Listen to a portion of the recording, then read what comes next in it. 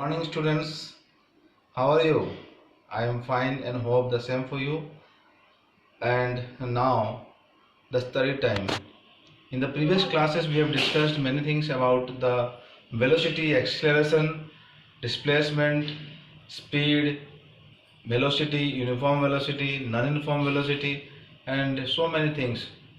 Today we are going to discover some powerful tools. Tools का मतलब समझ गया हो, अस्त्र और शस्त्र। इस चैप्टर में आपने अभी तक डिस्प्लेसमेंट पढ़ा, वेलोसिटी पढ़ा, स्पीड पढ़ा, सब कुछ पढ़ लिया, लेकिन फिर भी यदि मैं कुछ समस्याएं दूं, कुछ प्रॉब्लम्स दूं, करने के लिए कुछ हमें अस्त्र और शस्त्र चाहिए, वह है टूल्स और फार्मूलाज। और इस चैप्टर्स में जो हमारे पास जो टूल्स हैं हमारे लिए वो है इक्वेशंस ऑफ मोशन। आज हम इक्वेशंस ऑफ मोशंस पढ़ेंगे, जिसके जरिए आप बहुत बड़े अच्छे प्रॉब्लम कर सकते हैं। कोई अगर आपको पूछे कि बस का स्पीड अभी 50 किलोमीटर पर आवर है और एक बच्चे को सामने देखकर वो ब्रेक मारता है, तो बताएं कितने दूर जाएगा वो रुकने से पहले, तो बताना मुश्किल है। लेकिन जब ये फॉर्मूला आप जान जाएंगे तो आपको करना बहुत आसान होगा। उसी प्रकार कोई चीज़ यदि ऊपर से नीचे गिरता है और मान लीजिए उस छत का हाइट 50 मीटर है और वो नीचे गिर रहा है, तो हम पूछेंगे कितने देर के बाद वो नीचे पहुंचेगा, या जब वो यहाँ पर बीच में होगा तो उसका स्पीड कितना होगा। तो यह जानना आपके लिए सोचता हूँ सर ये जादू है। नहीं, जादू नहीं है। फिजिक्स में फॉर्मूलाज होते हैं जहाँ से आप जान सकते हैं कि कैसे हम उसको कर सकते हैं। तो जो 3 इक्वेशंस ऑफ मोशन है आपके बुक्स में दिए गए हैं। पहला इक्वेशंस एक्सेलरेशन का है, v = u + at। दूसरा इक्वेशंस से आप डिस्टेंस निकाल सकते हैं कि एक बॉडी मूव कर रहा है तो कितने देर के बाद कितना दूर जाएगा। उस डिस्टेंस को निकालने के लिए जो दूसरा फॉर्मूला है वो है s = ut + ½ at²। एंड तीसरा फॉर्मूला है v² = u² + 2as। तो इसमें चलिए हम देखते हैं कि एक बॉडी मूव कर रहा है, यूनिफॉर्मली मूव कर रहा है, उसका एक्सेलरेशन यूनिफॉर्म है, वेलोसिटी सेम टाइम में सेम चेंजेस हो रहे हैं। ऐसे बॉडी कितना डिस्टेंस कवर करेगा उसको हम कैसे निकालेंगे, उस चीज़ को देखने के लिए हमें वेलोसिटी टाइम ग्राफ लेने पड़ेंगे, जो आपको किया गया है, आपको दिया गया था, and you have done it, and today I have also done it. So you see my velocity time graph, you see here, this is my velocity time graph. You see time I have taken in x axis and velocity I have taken in y axis।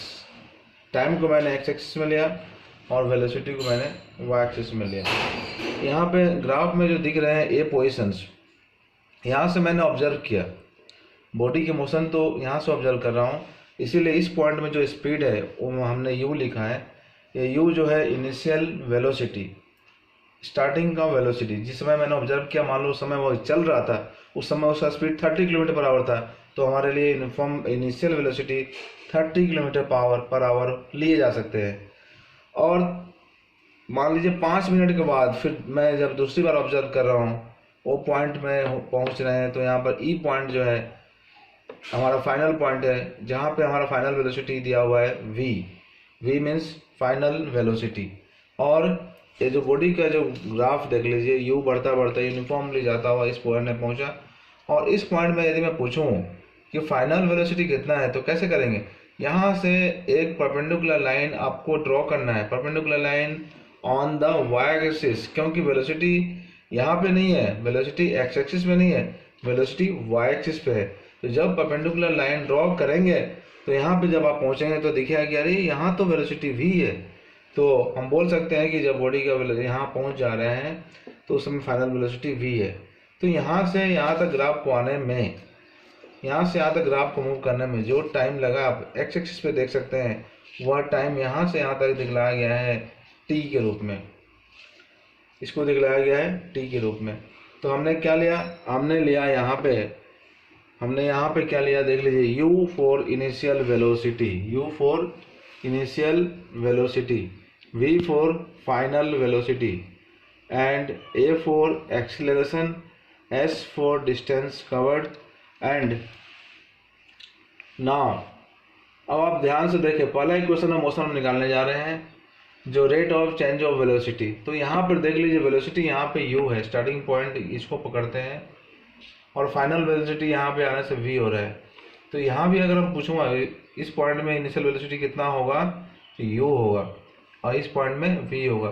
तो बदलाव कितना है, change कितना है, तो change है bd, this is your bd। तो bd का वैल्यू हम कैसे निकालेंगे, तो bd का वैल्यू निकालने के लिए BC से CD को माइनस कर दें, तो BC हुआ V और CD है U, बिकॉज ये U है यहाँ से यहाँ तक, तो ये भी U होगा। तो ये पूरा कितना होगा V, क्योंकि यहाँ से यहाँ तक V है, तो V माइनस U, इसलिए मैंने यहाँ पे लिखा BD is equal to BC minus DC, इसीलिए लिखा गया है BD is equal to BC minus DC। तो इसको हम क्यों कब इस्तेमाल करेंगे, हमारा एक्सेलरेशन का जो फॉर्मूला है, व्हाट इज एक्सेलरेशन, एक्सेलरेशन आपको बताया गया है, it is the rate of change of velocity. Rate of change of velocity means change in velocity को आपको टाइम से डिवाइड करना है। चेंज इन वेलोसिटी अगर मान लीजिए 50 किलोमीटर पर आवर है और उस चेंज को होने में 5 सेकंड लगे हैं, तो हमको उस 5 सेकंड से टाइम को लेकर उस चेंज इन वेलोसिटी को डिवाइड करना पड़ेगा, तब हमें जो मिलेंगे वो मिलेंगे एक्सीलरेशन। यहाँ भी यही किए जाएंगे, जो वेलोसिटी यहाँ पे BD हुए, जो वेलोसिटी यहाँ BD आ गए हैं, तो BD जो वेलोसिटी आया है उसको हमको चेंज इन वेलोसिटी ले सकते हैं डिवाइडेड बाय टाइम t। तो इसीलिए फर्स्ट इक्वेशन को निकालने के लिए हमने यहाँ पर लिखा है acceleration is equal to rate of change of velocity, acceleration is equal to rate of change of velocity, और a is equal to change in velocity by time taken. Next step a आगे आया, is equal to picture के अनुसार हमारा change in velocity BD दिखलाया गया है, BD यहाँ देख लीजिए BD दिख रहा है, ये जो चेंज इन वेलोसिटी जो है BD दिख रहा है, क्योंकि यहाँ u था और यहाँ v है, तो change in velocity v minus u is equal to BD का वैल्यू आ रहा है। और टाइम देख लीजिए यहाँ से यहाँ तक टाइम कितना दिया हुआ है t, ये टाइम जो है t है। तो हम आइए फिर से उस वैल्यू को पुट करें, तो v minus u by T.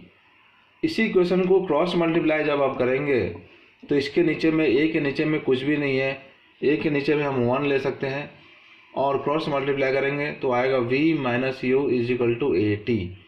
Now u को उधर ले जाए, shift to that side, you will get v is equal to u plus AT। This is your first equation of motion, जहाँ पे 4 टर्म्स इन्वॉल्व है, velocity, final velocity involve है, initial velocity भी involve है और एक्सेलरेशन भी involve है, साथ में टाइम टेकन इज इन्वॉल्व है। चारों में से अगर 3 पता है आपको तो चौथा आप निकाल सकते हैं। सो इसी के साथ हम फर्स्ट इक्वेशन हम निकाल चुके हैं। Now let us move for second equations. Second equation of motion जो बुक में दिए गए हैं वो है s is equal to ut plus half AT square. s is for distance, s जो है हमारा डिस्टेंस है, और u initial velocity, t for time plus half AT square. तो आइए इस ग्राफ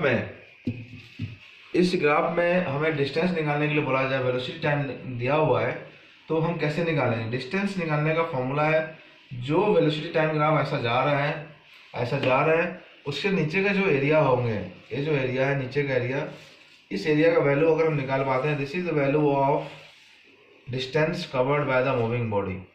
तो आइए हम देखते हैं कि ये जो VT ग्राफ हमारा है, इस VT ग्राफ के नीचे में कितना एरिया है और उस एरिया को हम कैसे कैसे निकाल पाएंगे। तो यहाँ पे ध्यान से देख लीजिए, ये पूरा एरिया जिसका नाम हम यहाँ से स्टार्ट करें OABC, दिखने में यह एक ट्रापीजियम जैसा दिख रहा है, क्योंकि A साइड और A साइड पैरेलल है और 2 नॉन पैरेलल साइड्स है, A और A, this 2 are non parallel sides and OA and BC are parallel sides। तो ट्रापेजियम लेके भी हम फार्मूला डालकर इसका एरिया निकाल सकते हैं। दूसरी बात यहाँ पे और ध्यान से देखिए, इस एरिया में यहाँ पे 2 फिगर है, figure number 1, figure number 2। Figure number 1 triangle है, फिगर नंबर 2 रेक्टेंगल है। तो ट्राइंगल के एरिया और रेक्टेंगल के एरिया को जब आप प्लस करेंगे तो भी आपको इसका एरिया निकल जाएंगे। तो आइए सेकेंड इक्वेशन ऑफ मोशंस में हम कैसे करेंगे। Distance covered S is equal to area enclosed under VT graph. VT graph हमारा ए बी है, this is your VT graph.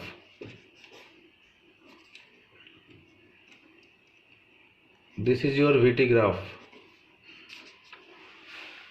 तो अभी ध्यान से देखिए, यहाँ मैंने लिखा है S is equal to area of rectangle.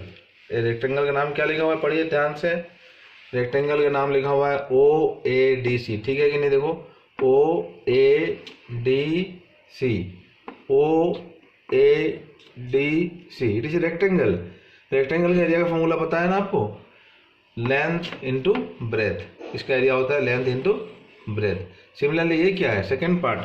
Second part को आप ध्यान से देखिए, दिस इज फिगर नंबर 1 मैंने डिवाइड किया और इसको फिगर 2 के रूप में हम डिवाइड कर सकते हैं और इन दोनों के एरिया को प्लस कर देंगे तो टोटल एरिया होगा हमारा, सारा का एरिया निकल सकता है।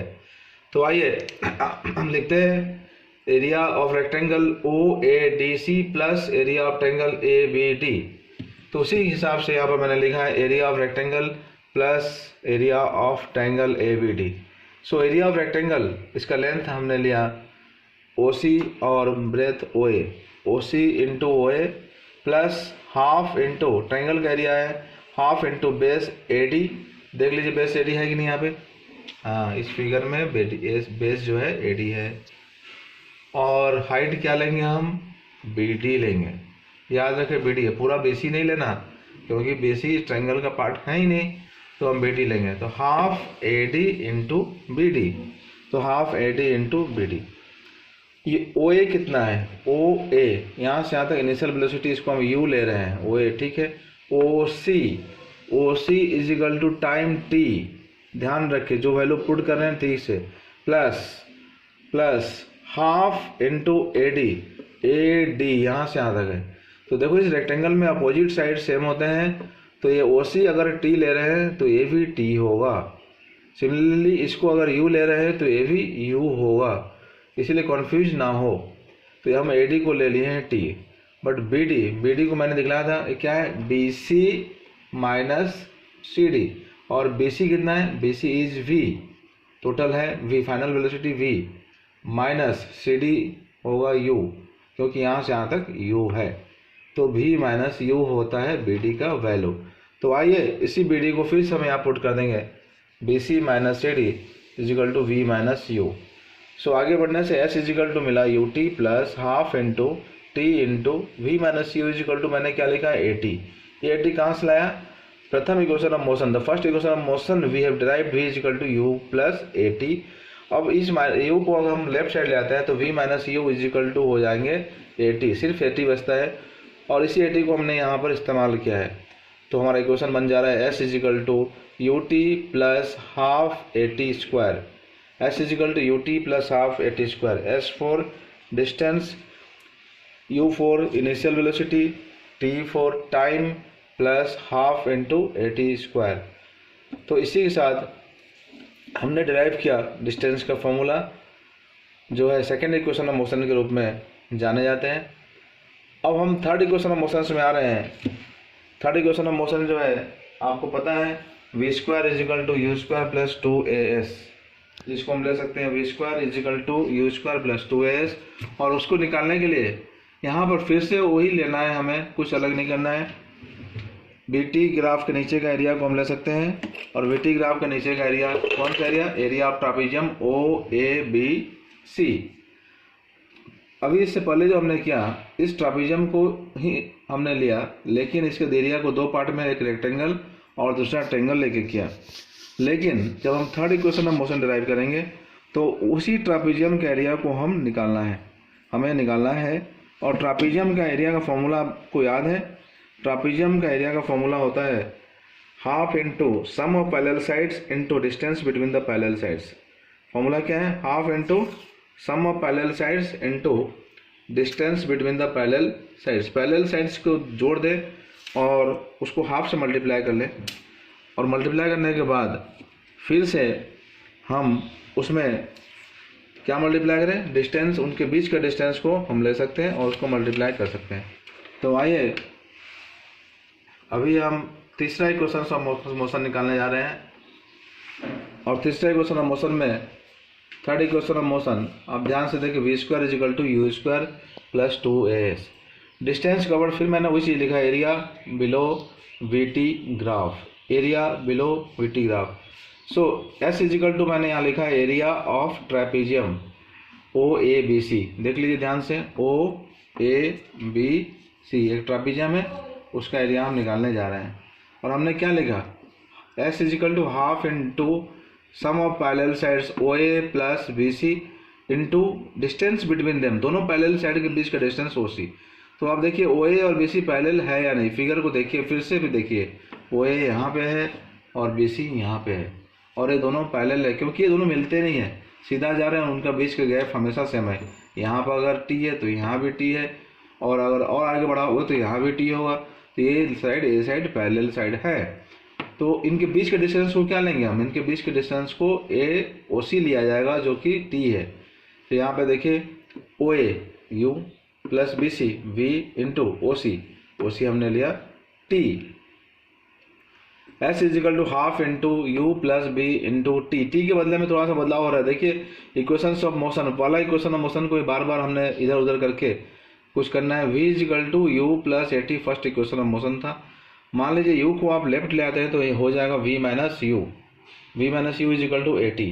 तो मैं पूछूंगा टी इज इक्वल टू कितना है, ध्यान से देखिए यहाँ पे टी इज इक्वल टू, तो ये जो यहाँ पे है मल्टीप्लाइड फॉर्म में वो नीचे आ जाएंगे, तो टी इज इक्वल टू हो जाएंगे वी माइनस यू बाय ए। अब इसी टी को यहाँ पे डालना है, टी के बदले में into V minus U by A. तो देख लीजिए यहाँ पर अलजेब्रा में फॉर्मूला पढ़ा हुआ है A plus B into A minus B, तो यहाँ भी ठीक उसी तरह V plus U into V minus U है, तो V plus U into V minus U is equal to हो जाएंगे V square minus U square, और ऊपर में लिख दिया हमने V square minus U square, और 2 यहाँ पे नीचे में, ए यहाँ पे नीचे में, इन दोनों को जब मल्टीप्लाई करेंगे 2 इंटू ए 2a, तो हमारा इक्वेशन आगे बढ़ के होता है S by 1 is equal to V square minus U square by 2a। और एक स्टेप आगे जाइए, यहाँ पर एस के नीचे में कुछ भी नहीं है तो 1 है, क्रॉस मल्टीप्लाई कर दीजिए तो आपको मिल जाएंगे V square minus U square, because ये इससे मल्टीप्लाई हो रहा है 1 से, तो V square minus U square is equal to 2as। Now shift this minus U square to right side and you will get the third equation of motion, v square is equal to u square plus 2as, v square is equal to u square plus 2as। तो बच्चों इसी के साथ आप तीनों equation of motions को कैसे derive करना है इस वीडियो में आराम से देख पाए हैं, और मुझे उम्मीद है आप समझ भी पाए होंगे। तो इस इक्वेशन ऑफ मोशन को जितना आप डेराइव करेंगे, ग्राफ को इतना आप समझेंगे, उतना आपके लिए अच्छा होगा। और इक्वेशन ऑफ मोशन जब अच्छे से डेराइव करेंगे तो इसके जो प्रॉब्लम्स आएंगे वो आपको कष्ट नहीं देंगे। 2-3 बातें बता रहा हूँ। You means starting velocity.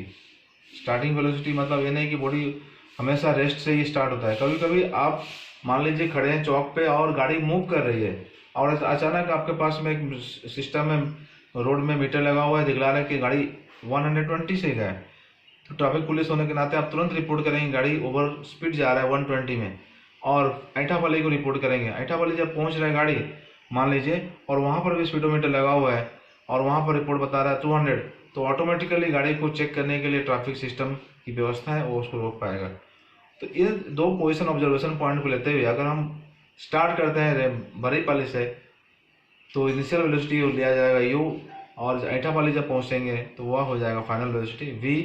तो इसको देखते हुए इसी बीच में टाइम कितना देर लगेगा उसको पहुंचने में, वो सब चीज़ भी हम इस फॉर्मूला के द्वारा निकाल सकते हैं। इंटरेस्टिंग प्रॉब्लम कर सकते हैं। तो हम कल और भी अच्छे प्रॉब्लम्स के साथ में आएंगे। आज इस इक्वेशन के साथ आज का पढ़ाई यहीं पे समाप्त होता है।